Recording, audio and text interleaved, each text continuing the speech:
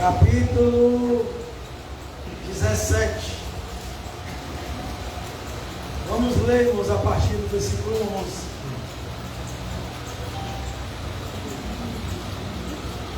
Evangelho de Lucas, capítulo 17, vamos ler a partir do versículo 11. Diz assim a palavra do Senhor: E aconteceu que, indo ele a Jerusalém, passou pelo meio de Samaria e da Galileia. Entrando numa certa aldeia, saíram-lhe ao encontro 10 homens leprosos, os quais pararam de longe, levantaram a voz dizendo: Jesus, mestre, tem compaixão de nós. E ele, vendo-os, disse-lhes: Ide, mostrai-vos aos sacerdotes. E aconteceu que, indo eles, ficaram limpos. E um deles, vendo que estava sã, voltou glorificando a Deus em alta voz. Caiu aos seus pés, com o rosto em terra, dando-lhes graças. E este era samaritano. Respondendo Jesus, disse: Não foram 10 os limpos? Onde estão os 9? Não houve quem voltasse para dar glória a Deus, senão este estrangeiro? E disse-lhe: Levanta-te e vai, a tua fé te salvou. Podeis sentar. Eu recebi esse convite para pregar, irmãos, referindo-me a aniversariante aqui, né, irmão Marcos Júnior, falou que é aniversário do Marcos, então eu orei a Deus para pedir uma mensagem, né, de ação de graça. E esse texto aqui, irmãos, ele é ideal para momentos assim. Interessante, irmãos, que o texto fala de 10 homens que tinham lepra.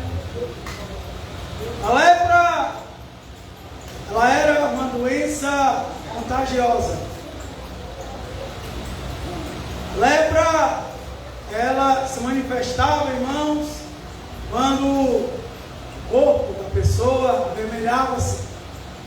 Quando havia algumas manchas brancas, mas que seriam profundas, porque as manchas brancas também indicavam impinche na época do Antigo Testamento.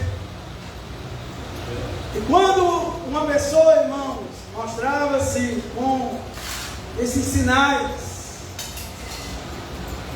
essa pessoa era levada, irmãos, ao sacerdote. O sacerdote era os médicos daquele tempo. Deus instruiu a Moisés para que Moisés instruísse a Arão e aos seus filhos, que eram os sumos sacerdotes, que servia ali em Israel. E eles, irmãos, eram responsáveis de tratar das doenças. Não só a lepra, mas como outras doenças que também eram graves, mas não tão quanto a lepra. Porque quando alguém era identificado com a lepra, irmãos, essa pessoa, segundo a lei, havia uma exigência de que essa pessoa tinha que viver desassociado, fora do convívio da sociedade. É interessante, irmãos, que a lepra, ela era uma doença que tirava a pessoa do convívio, sociedade, família, os amigos. Essa pessoa, irmão, segundo o livro de Levítico 13:46, se eu não me engano, era tirado, irmão, no meio do arraial de Israel, levado para um lugar distante, para que não contaminasse os demais que ali estavam. E é interessante, irmãos, que estes homens, esses 10 homens, que eram místicos, quando eu digo, quero me referir de que eram judeus e samaritanos. E essa história muito maravilhosa, simples, mas grandiosa, porque existem detalhes que engrandecem a história, que traz grande interesse para quem gosta de pregar nesse texto, porque, como disse, irmãos, estes 10 homens não eram 10 judeus, nem 10 samaritanos, eram 10 homens, que entre eles eram judeus e eram samaritanos. E o mais curioso, irmãos, é que os judeus não se davam com os samaritanos. Eles eram dois povos que, muito tempo, muitos séculos, vinham em rivalidades, por causa do templo, por causa do monte onde deveria adorar. Não vou entrar nessa questão, é muito profunda para explicar isso. Mas o fato é de que os judeus e os samaritanos não se davam bem. Eles tinham uma rivalidade de muitos anos, de muitos séculos. Mas a lepra os fez em comum. Acredito eu que eles não discutiam, que eles não entravam em rivalidade, que eles não brigavam entre si. Eu acredito, irmãos, que a lepra o fez comum, fez buscar o mesmo propósito, que era a cura. Eu acredito que não havia, irmãos, entre eles confusão, porque se os irmãos observarem, eles, quando Jesus entrou na aldeia, e eles viram, eles de longe começaram a gritar: tem compaixão de nós, Jesus, mestre. Note, eles gritavam em comum, eles gritavam, irmãos, na mesma hora. Eles estavam ali buscando o mesmo objetivo, o mesmo propósito, que era a cura da lepra. E se você observar, irmãos, estes aqui que estão leprosos, eles, quando viram Jesus, a Bíblia diz que eles ficaram de longe. Eles não se aproximaram de Jesus. Daí a lepra ser contagiosa. A pessoa não podia, irmãos, se associar com as outras por conta desta doença. Por isso que a Bíblia diz que eles de longe, veja o texto, entrando numa certa aldeia, saíram-lhe ao encontro 10 homens leprosos, os quais pararam de longe. Note, de longe eles começaram a gritar, irmãos, porque eles sabiam que pela lei eles não podiam, irmãos, se associar às outras pessoas. E aí, irmãos, eu começo aqui a me lembrar que a lepra pode representar o pecado.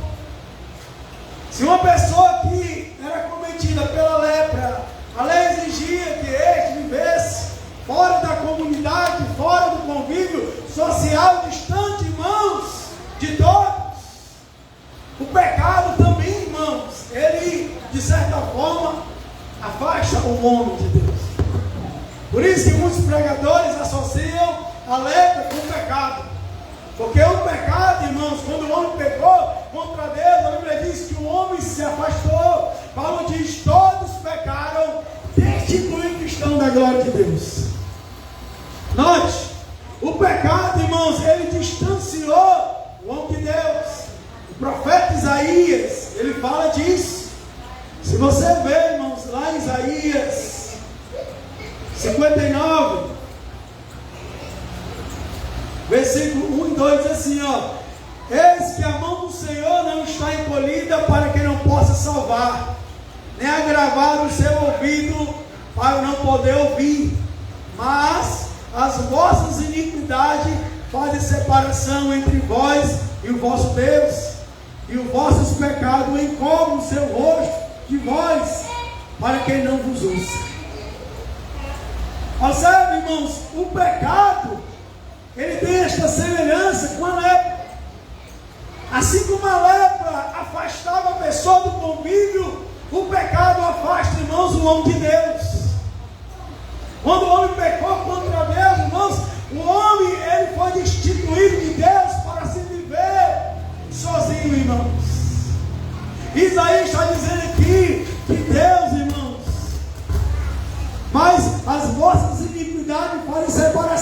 entre vós e o vosso Deus. Irmãos, isso é muito grave. Por que é grave, irmãos? Porque observe que o homem, irmãos, quando ele pega contra Deus, ele fica separado de Deus. Ele fica distante de Deus, sem poder, irmãos, gozar da comunhão, irmãos, que Deus quer dar ao homem. Porque se os irmãos bem sabem, quando Deus criou Adão, criou para se relacionar com ele. É tanto que a Bíblia diz que na viração do dia, Deus descia, irmãos, ali para entrar em comunhão com Adão. Havia sintonia entre o homem e Adão. Essa comunhão, irmãos, é o que dá, irmãos, equilíbrio ao ser humano. Essa comunhão é que dá esperança, irmãos, ao ser humano. Uma pessoa que vive longe de Deus, ela não tem esperança. Ela não tem expectativa de nada, irmãos. É uma pessoa que vive incerta. Por isso que a Bíblia diz, referindo-se aos incrédulos, que eles andam nas trevas, que eles não conseguem enxergar, irmão, o que está à frente. Quem vive, irmãos, em trevas, na escuridão, não consegue enxergar as coisas. Entra no quarto e fecha a luz, e você vai entender o que eu estou dizendo. Uma pessoa que entra no quarto, irmão, fecha a luz, ali ela perde a visibilidade do que tem no quarto. Se ela começar a andar ali, irmãos, ela vai se bater nas coisas, porque ela não sabe para onde está indo. Ela não tem uma direção certa, irmãos. O homem sem Deus, irmãos, ele está caminhando para o precipício. O homem sem Deus, ele não tem que se agarrar, ele não tem que se apoiar, irmãos. Ele vive como uma folha seca, levada pelo vento, porque ele não tem sustentabilidade espiritual. Ele não tem, irmãos, a presença de Deus. Como eu disse, a presença de Deus é o equilíbrio do ser humano. Aleluia. É o equilíbrio do ser humano, irmãos. O homem que tem Deus na vida, ele é equilibrado. Quando ele toma decisões, ele sabe tomar. Quando ele vai resolver as coisas, ele sabe como proceder. Ele sabe do que deve, irmãos, abandonar. Ele sabe do que deve rejeitar. Ele tem, irmão, consciência de Deus.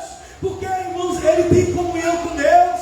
E isso é muito grave, irmãos. Uma pessoa que anda sem Deus, que não tem Deus, que não tem comunhão com Deus, é uma pessoa, irmãos, que está vulnerável aos ataques, irmãos, de Satanás. Isso, irmãos, faz com que as pessoas, elas vivem, irmãos, totalmente escravas, irmãos, do pecado. E estes homens aqui ficaram de longe, porque alertas impediam de ir até Jesus, assim como o pecado impede de você se achegar a Deus. Por isso que Paulo diz, os que estão na carne não podem agradar a Deus. O pecado, irmãos, ele é terrível. Uma vez eu li um livro que o autor dizia assim: se todo ser humano entendesse o que era o pecado, morreria de pavor. Porque o pecado, irmão, destrói. O pecado leva, irmão, das pessoas à ruína. O pecado destrói casamento. O pecado destrói os jovens. O pecado destrói as crianças. O pecado destrói, irmãos, a estrutura da sociedade. O pecado é destruidor, irmãos.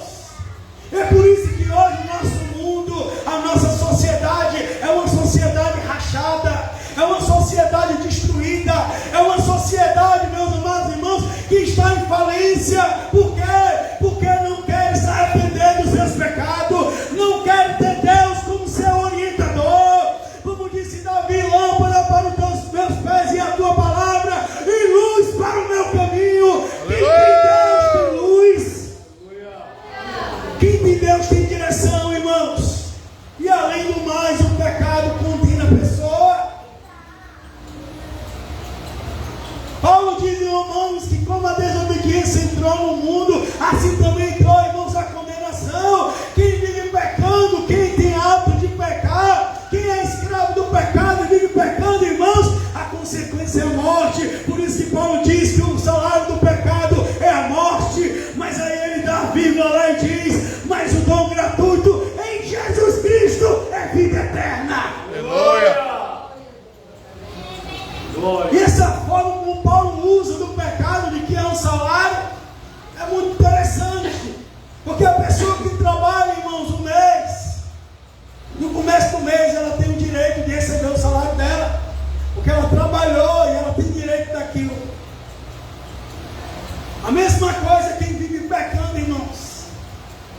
Quem vive pecando, vai chegar uma hora que vai ter que receber o seu salário.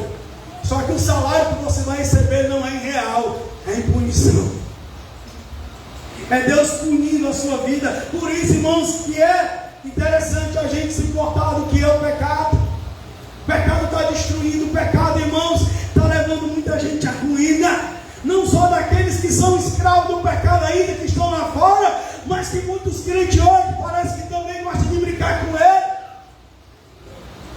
tornando o pecado como animal de estimação. Irmãos, meus amados irmãos, o pecado não é animal de estimação. Não devemos dar cuidado à carne com suas concupiscências, diz Paulo. Antes, deixemos que fique desnutrida para morrer, para que em nós se manifeste a glória e a santidade do Senhor. Aleluia! Glória a Deus! A gente tem que entender isso, irmãos. O primeiro ponto que eu queria falar. O segundo, levantaram a voz dizendo: Jesus, mestre, tem misericórdia de nós. Meus amados irmãos, a situação daqueles homens com aquela lepra, irmãos, era terrível. A lepra, irmãos, é terrível. A lepra tumorosa começa com empolhas vermelhas e produz manchas, deformações. A lepra, irmãos,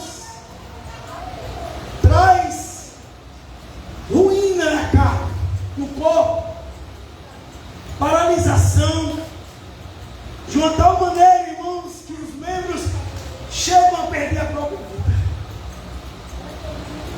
Quando eu comecei a estudar sobre a lepra hoje, e todo o efeito negativo que ela traz, irmãos, eu comecei a imaginar aqueles homens no desespero. Você imagina, irmãos? Eles começaram a clamar ali, conjunto. Eles começaram: Jesus, mestre, tem compaixão de nós. Só, irmãos, que 9 deles gritavam apenas pela dor, gritavam apenas pelo sofrimento que eles estavam passando. Só um é que gritava, irmão, de maneira verdadeira. E o texto vai dizer isso. Aqueles 9 queriam, irmãos, a cura. Eles estavam clamando ali para receber a cura, irmãos, mas pelo desespero. Aquele grito, irmãos, não era para receber tanto a cura do corpo, como também a cura da alma. Eles queriam apenas, irmãos, a cura do corpo. É tanto que a fé destes aqui, ele vai apenas até a cura. Spurgeon dizia uma coisa interessante sobre esse texto.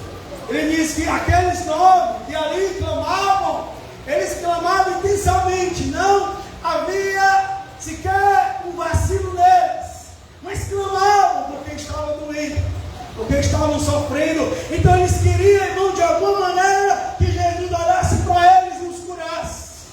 Mas este grito, irmãos, era apenas para aliviar a dor. Como alguém que chega aqui na igreja, pede oração pela uma filha que está doente, ou até por ela mesma que está doente, a igreja vai, irmãos, começa a orar e Deus cura ela. Mas depois que cura, irmãos, ela volta para a mesma vida dela. Aconteceu isso lá na Nova Jota. O senhor que estava muito doente, desenganado pelos médicos, nós começamos a orar lá na igreja. Passamos 20 dias orando para que Deus intervisse, irmãos, sobre a vida dele, e Deus interviu. Deus manifestou-se naquele hospital, tirou ele da cama, levantou ele, curou ele, trouxe ele para casa. Fizemos até um culto de ação de graça lá, na esperança de que ele aceitasse Jesus como o Senhor e Salvador. Nada. O homem não reagiu, foi nada. Porque o ser humano, irmãos, ele quer a Deus só para algo se aliviar. O ser humano, ele busca a Deus, não é para receber a Cristo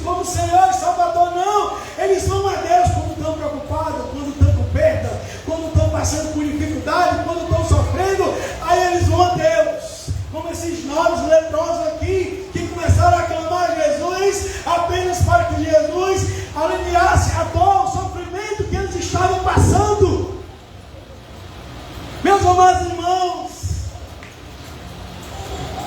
as pessoas só querem receber de Deus uma graça. Jesus sempre dizia, irmãos, alguns que ele curava, vai e não peques mais, para que não suceda coisa pior. Observe, irmãos, orar por alguém que está doente, que não tem interesse de ter Jesus como Salvador, até um perigo.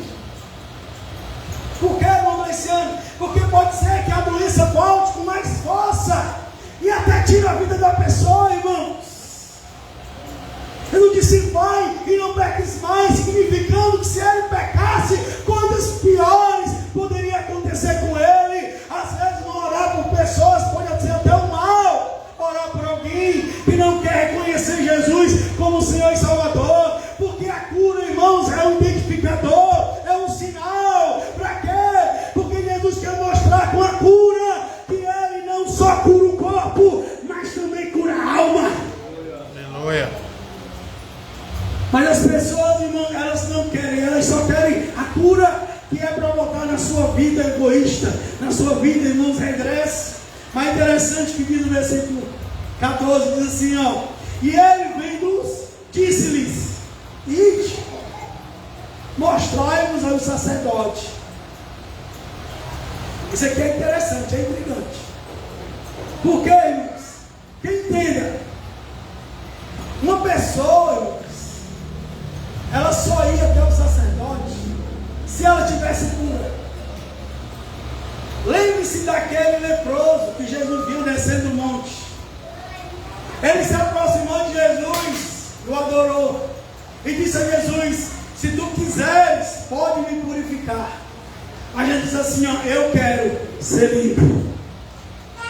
A gente diz assim, ó, agora vai, apresenta a tua oferta, teu sacrifício aos sacerdotes, como assim diz a lei de Moisés, como testemunho. Note, aquele homem, ele só foi ao sacerdote, irmãos, preste atenção, quando ele estava limpo, quando ele estava já curado. Ele não foi com a lepra, não, ele foi depois que Jesus disse a ele, ser limpo. Naquele momento a Bíblia diz, e logo ele foi limpo da sua lepra. E logo, ou seja, naquele instante Jesus repreendeu aquela lepra e ele veio ficar limpo, irmãos. Aí ele diz, agora tu vai e apresente ao sacerdote a tua oferta, como diz a lei de Moisés, para que fique como testemunho. Note, irmão, só que esse texto aqui é interessante. Jesus diz, ó, ele vendo, disse-lhe, ide mostrar ele sacerdote. Só que os homens ainda estavam leprosos. Entenda isso. Quando eu comecei a ler esse texto, eu fiquei a me perguntar, mas Senhor, estes homens ainda estavam leprosos.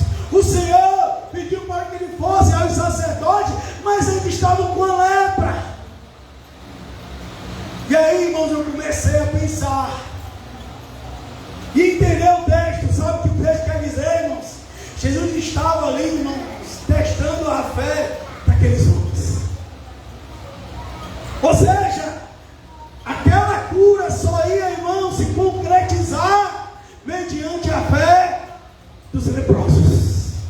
Jesus disse, ide, porque ele pode fazer, porque ele pode curar, porque nada é impossível para Jesus.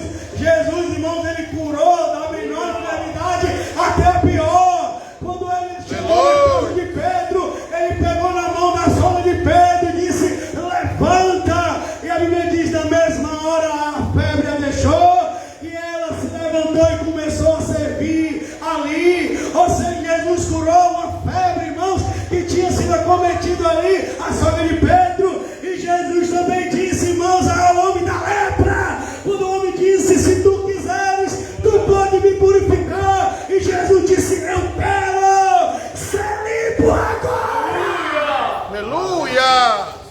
Jesus curou da menor, irmãos, até a pior, até daquela enfermidade, irmãos, que não tinha cura. Porque Jesus, irmãos, ele é todo poderoso. Jesus, irmãos, ele fez o que? Ele andou sobre mostrar, irmãos, que a gravidade não pode conter o seu poder. Jesus disse aos ventos: acalma-te. Disse às tempestades: aquieta-te. E eles se aquietaram. De tal maneira que os discípulos disseram assim: ó, quem é este? Quem é este? Quem é este? Quem é este? Quem é este? Que até o vento e o mar lhe obedece. Você me manda até os ventos e o mar obedece Jesus. Aleluia!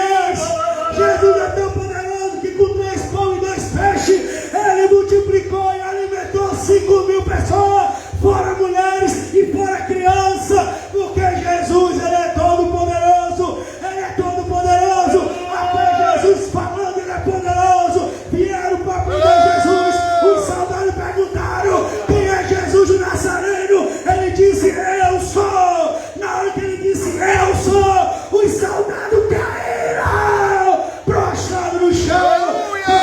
Quando ele fala, tem poder. Foram prender Jesus. Os fariseus disseram: vai prender Jesus. Mandou os soldados. Quando chegou lá, irmão, Jesus estava pregando. Os soldados ficaram parados se tremendo. E eles voltaram. Os fariseus: cadê o homem? Cadê o homem que mandamos prender? E os soldados disseram: ninguém nunca viu este homem falando. Porque quando ele fala tem poder. Quando ele ordena, tem poder. Quando Jesus, irmãos, ele ordena, tem poder. Aleluia. Jesus queria, irmãos, testar a fé daqueles homens. Nós sabemos que Jesus tem poder para operar. Agora a pergunta é: nós temos fé para concretizar esse milagre? O problema, irmão, não é Jesus. O problema somos nós. Ide aos sacerdotes, ou seja, vão lá e faça e seja feito conforme a vossa fé. É como se dizer: se você tiver em fé, no meio do caminho você vai ser curado. É que o texto está querendo dizer isso. Porque me diz, irmãos, que quando eles estavam indo,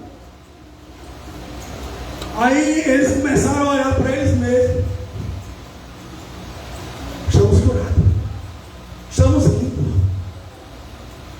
Observe, irmãos. Eles começaram a olhar para eles. Estamos curados. Estamos limpos. Meu irmão, a fé daqueles homens, embora uma fé egocêntrica, podemos dizer assim, porque muitos deles queriam só a cura. Embora, irmãos, houvesse uma fé neles, eles, irmãos, responderam essa fé. O que eu quero dizer, irmãos, é que nós estamos, irmãos, em crise de manifestação de Deus no nosso meio. O que eu quero dizer, meu irmão, é que milagres, prodígios, sinais deixaram de acontecer, está em extinção, irmãos. E quando eu comecei a ler esse texto, eu comecei a pensar que o problema não é Jesus. Jesus continua no mesmo lugar operando, irmãos, com o mesmo poder. Agora somos nós, irmãos, que deixamos nossa fé diminuir.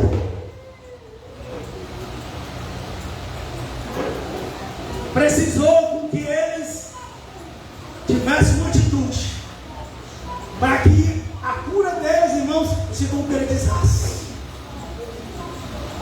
Ide até os sacerdotes. E eles foram, eles obedeceram a ordem de Cristo. E obedeceram, irmãos, e tiveram fé. E no meio do caminho, irmãos, eles se viram curados, porque eles atenderam, não responderam, irmãos, essa ordem de Jesus. Meus amados irmãos, este é o problema hoje, nós, é que não estamos, irmãos, correspondendo a essa ordem de Jesus. Eles foram curados porque eles obedeceram. Eles foram curados porque eles exercitaram a fé. Eles tiveram fé, irmãos, para serem limpos. E hoje, irmãos, cabia a nossa fé para ver o negócio pegar. Temos que ter fé para ver o milagre se concretizar, irmãos.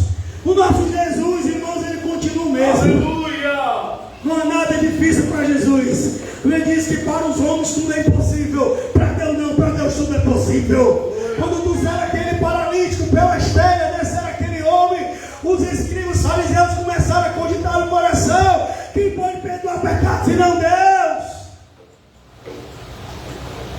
Aqui não diz assim, ó, qual é mais fácil? Qual é mais fácil? Dizer aos paralíticos que estão perdoados os teus pecados, ou dizer a ele, toma o teu leito e vai para a tua casa? Qual é o mais fácil? Na lógica, irmãos, o mais fácil seria falar. Porque falando não vai ter nada que materialize ali. Eu dizer, perdoados os teus pecados, não tem nada que vá me provar naquilo. Agora dizer, pega a tua cama, levanta e vai para a tua casa, exige alguma coisa na reação direta entre eu e o paralítico. O que Jesus queria dizer é o seguinte, eu vou mostrar para vocês que levantando esse homem, eu vou estar provando que usou. Qual é mais fácil? Dizer este homem estão perdoados os teus pecados, ou dizer levanta, pega o teu leito e vai para a tua casa? Irmãos, aquele milagre ali, aquela cura ali, era um sinal para que os escribas entendessem que Jesus, ele não era apenas um carpinteiro, ele não era apenas, irmãos, um filho de Maria e José, ele não era apenas um rabi que ensinava nas praças. Jesus queria dizer, meu irmão, através daquela cura, que ele de fato, irmãos, era o Filho de Deus. Ele disse, para que saibais que o Filho de Deus tem autoridade no céu e na terra. Eu digo a este paralítico, levanta, homem, pega a tua cama e vai para casa. O homem pegou a cama e saiu pulando e saiu andando, para mostrar o quê? Que Jesus é Deus, é todo poderoso, que ele cura, ele salva, ele restabelece, ele, irmãos, é poderoso para salvar. Aleluia! Eu poderia até argumentar mais a vontade de Jesus é Deus ali. Quem pode perdoar pecados senão Deus? Se alguém naquele tempo, irmãos, presta atenção, se alguém naquele tempo começasse a perdoar as pessoas e fosse considerado, irmãos, como charlatão, o enganador, essa pessoa, irmãos, ela era apedrejada. A punição, irmãos, era o apedrejamento. Porque era uma afronta, irmãos, a Deus. Era uma afronta a Deus. Era afronta a Deus, porque para os fariseus e os escribas, só Deus poderia perdoar. Então, se alguém chegasse ali perdoando as pessoas, dizendo que era um semideus, que tinha poder para perdoar, se essa pessoa fosse tida, irmãos, como enganador, seria punido na mesma hora, seria apedrejado. Aí a minha pergunta é, se eles diziam que Jesus não era Deus, por que eles não apedrejaram Jesus? Por que ele deixou Jesus sair nessa dali, irmãos? Porque pela lei, esse homem aí que estava dizendo que era Deus, era para ser pego, irmão, pelas autoridades, ser julgado no sinédrio e depois ser levado para ser apedrejado. Por que não apedrejaram Jesus? Por que não pegaram Jesus para apedrejar? Porque, meu irmão, eles sabiam. Porque Nicodemo diz assim, ó, lá em João 3 diz assim, Nicodemos, ó, veja aí, ó, eles sabiam, irmãos, que Jesus era Deus. 3:2, ó, este foi ter de noite com Jesus e disse, Rabi, bem sabemos, plural,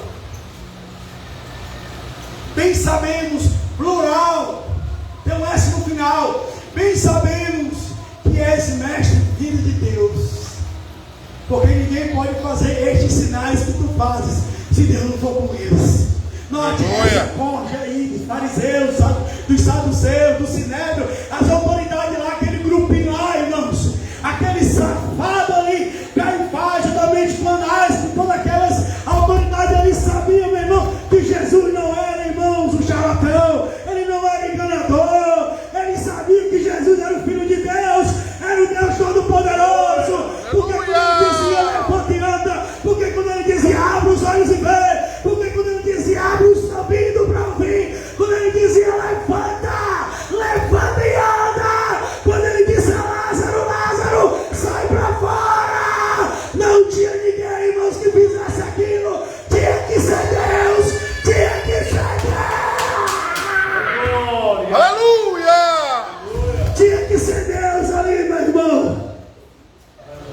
Tinha que ser Deus. Por que não apedrejaram Jesus? Porque Jesus é Deus. Ele é todo poderoso. O problema, irmão, não está, irmãos, em Jesus. O problema está em nós. É a nossa fé que está pequena. É porque não estamos mais crendo, meu irmão, como antes. Não estamos orando mais como antes. Não estamos mais nos consagrando como antes. Não estamos mais buscando a Deus como antes. Jesus não é a nossa prioridade mais como antes. Jesus não é o nosso mais tudo como antes. Hoje em dia os crentes estão divididos entre o mundo e a igreja, entre o secular e o espiritual. Tem que voltar de novo, irmãos. Se quiser viver Deus operar, se quiser viver milagre de novo, se quiser ver as pessoas passarem ali, entrar na igreja desesperada e se jogar aqui e dizer: ore por mim, vai! A igreja tem que voltar a clamar. Aleluia, Deus! A igreja tem que voltar de novo a desejar como antes. Como Davi dizia, assim como a coça anseia pelas águas, assim a minha alma deseja ao Senhor. Como Davi dizia, como a terra seca clama pela chuva, assim o meu espírito clama ao Senhor. Como a criança recém-nascida que deseja pelo leite materno, assim, Senhor, eu te desejo. A igreja tem que voltar, irmãos, antes. Aleluia! Tem que voltar.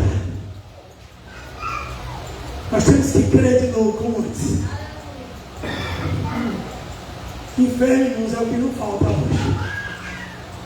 Doente é o que não falta hoje. Ontem o irmão, lá na nossa cruzada do Curico, ele chegou e disse assim para mim: irmão Alessandro, nós estamos precisando de ti. Eu disse: como assim, irmão? Estamos precisando, irmãos, voltar aquelas loucuras, coisas grandes que aconteciam antes. Eu disse: irmão, eu estou velho, mas eu posso tentar de novo. Ele: irmão, eu soube que o irmão era ousado. Como o irmão aqui, Francisco, falou, esse tempo era muito bom na Praça do Ferreira. No Natal fizeram uma rede, fizeram algo de Natal de rede. Eu fiquei tão indignado que eu profetizei que ia queimar a rede. E a rede queimou. Passou no jornal: a rede que estava na Praça do Ferreira acaba de ser incendiada. Está lá o fogo, aí mostrou lá. E eu liguei para Deus: Eduardo, olha aí a profecia se cumprindo. Cheio de mendigo no meio da rua, deitado nas calçadas, sem sequer ter um pano para se deitar. E esses hipócritas do Estado fazendo rede de algo de Natal. Eu disse: vai queimar em nome de Jesus. E queimou. Queimou. Meus amados irmãos, eu vou dizer uma coisa: é preciso que a gente volte a crer. É preciso que Jesus balance, irmãos, cada um de nós nesses últimos dias. Eu vou dizer uma coisa, igreja: o mundo está duro. O mundo está cauterizado. Estamos pregando o evangelho e está batendo o coração igual pano. Com aquelas bolas de ping-pong, indo e voltando, irmão. As pessoas não abrem mais o coração para a palavra, irmãos. O mundo, irmão, está se fechando, está endurecendo mais ainda. Vou dizer uma coisa: esses últimos dias só vai haver conversões, irmãos, em massa, quando os crentes começarem a chegar diante dos enfermos, chegar diante dos doentes, chegar diante, irmão, dos paralíticos, dos cegos, e começar, irmãos, a ordenar, e começar, em nome de Jesus, a curar os doentes. Quando o mundo começar, meu irmão, ver paralítico andar, cego ver, quando o mundo começar a ver pessoas sendo curadas, meus amados irmãos, eu vou dizer uma coisa: o mundo vai começar a crer de novo. Jesus disse uma vez: se vocês não virem milagre, vocês não creem em mim. Ou seja, irmãos, tem que haver milagre, tem que haver prodígio. Não estou dizendo que a palavra é insignificante, não. O milagre vai acontecer por ela. Aleluia! Tem, irmãos, que voltar. Nós temos que crer para que venha se materializar, irmãos, curas, sinais de prodígio. Nós temos que ter fé, igreja. Nós temos que ter fé. Lá no Mucuri tem uma irmã Didi. Ela estava doente. E eu comecei a orar pelos enfermos lá. Aí ela mandou uma mensagem para a Sério. Sério, eu fui curada. Aleluia. Irmão Fabinho, ele estava com os pés igual bola.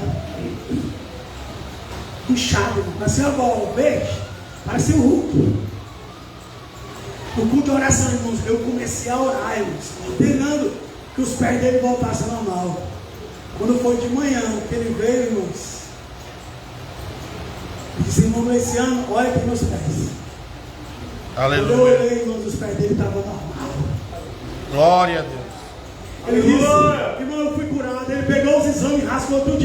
Eu fui curado em nome de Jesus. Eu não preciso mais de ir para o hospital, não. Os médicos dos médicos me curou. Meu irmão, nós temos que ousar. Ouse, meu irmão, deixe de timidez. Comece dentro da sua casa.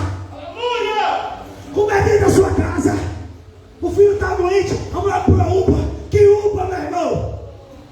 Crente lá, vai correr logo a UPA.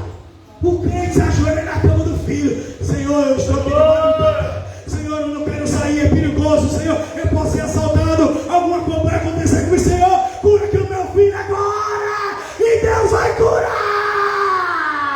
Quantas vezes Josué, criança e irmão doente, a Sara chegou e veio: a mãe está febril, a mãe está tremendo, a mãe está assim. Eu disse: calma, vamos lá. Nós íamos para a cama dele, passamos as mãos. Eu disse: febre em nome de Jesus. Tu vai se embora agora, porque essa casa aqui tu pertence aqui não. Eu não te chamei para ser visita aqui não. Sai! Aleluia! Na mesma hora, de repente, eu botava as mãos nele, o menino voltava a dormir como anjo, e o corpo dele começava a ficar gelado. Ou seja, meu irmão, tem que ter coragem, tem que ousar, meu irmão, deixa de preguiça. Tem que ousar, meu irmão. Ouse. Tem crente que não pode ter uma dor, cai para o hospital. Tem crente que não pode sentir uma coisa, cai para o hospital. Nem sequer ora. Meu irmão, para que esses milagres venham se concretizar, tem que ter fé, meu irmão. Tem que ter ousadia. Interessante que quando Naamã, que era um capitão do exército, um homem respeitado, valente. Aí o texto diz no final: porém era leproso. Vou terminar aqui, irmãos. Porém era leproso. Em uma das guerras, irmãos, ele ganhou a guerra e trouxe cativos. Entre esses cativos, uma menina. E estrategicamente, o plano de Deus foi trabalhar na casa dele. Aí ela disse assim: minha senhora, se o meu senhor Naamã fosse até Israel e procurasse o profeta que ia a Israel, ele seria curado. Meus amados irmãos, a mulher logo foi até Naamã e disse que havia um profeta que curava Israel. Naamã foi até o rei e disse: meu rei, em Israel tem um profeta, que se eu for lá eu vou ser curado. O rei logo atendeu Naamã, escreveu uma carta, mandou para o rei de Israel. Quando o rei de Israel pegou a carta e leu, ele disse: ai, como é isso? Sou eu, estou eu no lugar de Deus. Ele acha que eu posso fazer isso? Será que ele não está entrando em questão comigo? E começou a lamentar e rasgou as vestes. Aí Eliseu começou a ver o rei chorando. E foi o rei de Samaria mandou a carta para que eu viesse curar o chefe dele lá. Naamã disse: calma, rei, calma, deixa ele vir para ele saber que tem Deus aqui em Israel. Quando Naamã pegou a carta, ele foi, pegou o soldado e foi até a Eliseu. Sabe o que é interessante? Quando Naamã para em frente à casa, irmãos, de Eliseu, sabe quem que sai? O moço de Eliseu. Aí diz assim: olha, o profeta Eliseu pediu para tu ir lá no rio mergulhar 7 vezes, aí tu vai ser curado. Aí ele: como assim? Não tinha rios melhores para que eu pudesse me molhar? Aí ele disse assim: eu pensei que quando eu chegasse lá, ele ia colocar as mãos dele sobre mim e eu ia ser curado. Eu pensei que ele ia fazer isso. Aleluia, Deus. Ou seja, irmãos, a posição dele, ele achava que podia ter tudo que ele queria, mas não. Eliseu, vai lá, humilha ele logo. Vai logo humilhando ele. Vai logo humilhando ele. Vai lá, diz para ele que só mergulha lá no rio 7 vezes. Aí ele sai indignado, aí vai se humilhando mais ainda. Porque ele agora, quem está exortando ele é os funcionários dele, os soldados. Mas meu rei, se ele pedisse coisa mais difícil, não fazia. O que é mergulhar nesse rio? Aí Naamã, irmãos, ele decide obedecer a palavra do profeta. Ele foi lá e mergulhou 1, 2, 3, 4, 5, 6. Na 7ª, irmãos, quando ele se levantou, ele se viu curado. Sabe qual é a lição aqui, meu irmão? Que é importante que a igreja, irmãos, atende a ordem de Jesus. É preciso que a igreja obedeça, irmãos, aquilo que Jesus está falando. Se você obedecer, irmãos, o que Jesus está falando, o milagre vai acontecer na sua vida. Não, ele ficou ali retrucando, ele ficou reclamando, mas na última hora, irmãos, ele decidiu obedecer a ordem do profeta, e ele mergulhou e foi curado. Obedeça que você será curado. Aleluia, Deus. Glória a Deus. O segredo aqui é obedecer, meu irmão. O segredo aqui é obedecer. Aqueles leprosos, eles tanto tiveram fé como eles obedeceram. Eles só foram curados porque eles creram e obedeceram, irmãos, a ordem de Jesus. O crente que obedece, irmãos, é um crente abençoado. Aleluia. O crente que obedece, meu irmão, a Jesus e a sua palavra, é um crente, meu irmão, que tem bênção em sua vida. É um crente que consegue, meu irmão, receber aquilo que ele busca. Agora o crente desobediente, que é toda hora faz tudo o contrário. O pregador fala isso, aquilo, o pastor fala isso, aquilo, e ele sempre faz o contrário. Ele não quer saber de nada, ele não quer saber de obedecer, é toda hora desobedecendo. É um crente, meu irmão, amargurado, é um crente, irmão, infeliz. Mas o crente que obedece não, quem obedece essa palavra terá dias felizes. Aleluia. Glória a Deus. Não obedeceu a ordem, Aleluia. embora relutante, mas sabia que era isso que ele tinha que fazer. Glória a Deus. Oh Deus. Ele foi lá e mergulhou nas águas. E quando ele se levantou, se levantou. Aleluia, aleluia, aleluia. Obedeça, meu irmão, a palavra de Deus. Obedeça a ordem de Cristo. Se ele mandar fazer, faça. Se ele mandar, meu irmão, não venha aqui entre o cara